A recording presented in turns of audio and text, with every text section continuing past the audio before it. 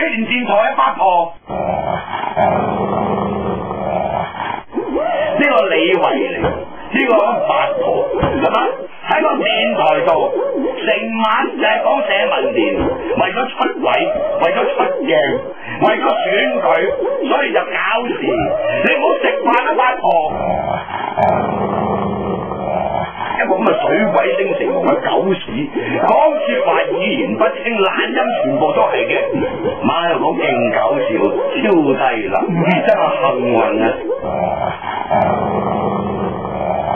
其實你作為一個節目主持人都已經有問題啦，你都唔平衡啦，係嘛？咁好啦，啲個人意見節目唔使平衡，你毓民舊陣時都唔係啦，都唔使啦，咁 OK fine，我當你講得啱。但係我哋嗰啲唔平衡係有道理嘛？你係冇道理嘅，知唔知啊？你係垃圾狗屎啊嘛，知唔知啊？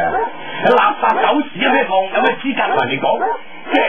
即係講個人意見節目啊？作為節目主持人，你既然要講琴日318呢一單嘢，社民連做咩要踩場？你係咪要訪問社民連嘅人？咁點解要上去？唔係因為嗰個搶咪嗰樣嘢咧，可能係我哋啲成員真係太興，佢唔知道我有得講嘅啫。但係呢個係即係一個事前部署嚟㗎，係嘛？因為我唔係，因為我琴日好簡單，邊個做打電話俾社民連嘅負責人？就好簡單啦。嗱，搶咪嗰件事咧，就算係我覺得咧。雖然間我認為未必係有預謀，但係如果就算係有預謀咧，我覺得都係其實我哋都會咁做㗎啦，其實。即係我聽你哋前一日都傾過，有啲人根本就係傾好咗，即係唔知你係咪唔知啦嚇？係啊。哦，呢樣嘢我真係唔知喎。